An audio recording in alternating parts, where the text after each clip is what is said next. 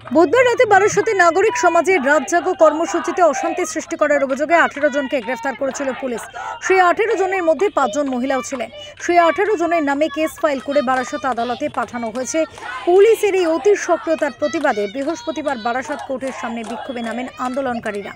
তাদের দাবি, শান্তিপূর্ণ মিছিলের ওপর হামলা চালিয়েছিল পুলিশ, মারধর করা হয়েছে মহিলা ও বাচ্চাদের।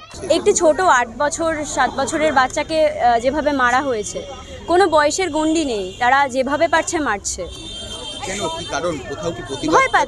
ভয় পাচ্ছে অর্গানাইজড এই ক্ষোভটা, মানুষের এই ক্ষোভটাকে, মানুষ যে জাস্টিস চাইছে, কোনো কিছুর ভয় না পেয়ে থ্রেটের মুখোমুখি দাঁড়িয়ে চোখে চোখ রেখে যে প্রতিবাদ জানাচ্ছে, তাকে সোজা কথায় শাসক দল ভয় পাচ্ছে এবং শাসকের এই গুন্ডারা, পুলিশ উর্দি পড়া গুন্ডারা, তারা এসে আমাদেরকে এভাবে প্রতিহত করার চেষ্টা করছে।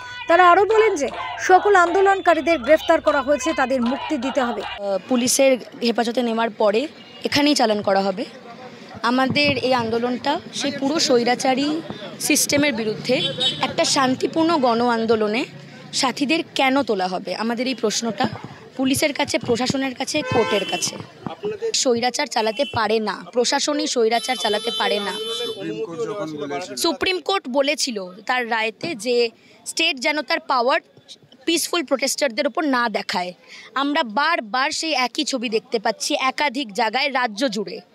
এর একটা শেষ দেখতে হবে আমাদের। উল্লেখ্য, গোটা রাজ্যের মতো বুধবার বারাসতেও রাত দখলের কর্মসূচি পালন করা হয়েছিল, কিন্তু সেখানে জোর করে প্রতিবাদীদের সরিয়ে দেওয়ার অভিযোগ ওঠে পুলিশের বিরুদ্ধে। এদিকে প্রতিবাদীদের মারধরের অভিযোগ উঠেছে পুলিশের বিরুদ্ধে। অন্যদিকে বারাসত পুলিশ দাবি করে মহিলা পুলিশ কর্মীদের সঙ্গে অভব্য আচরণ করায় নাকি গ্রেফতার করা হয়েছে 18 জনকে। সুকান্ত চট্টোপাধ্যায় রিপোর্ট, ওঙ্কার বাংলা।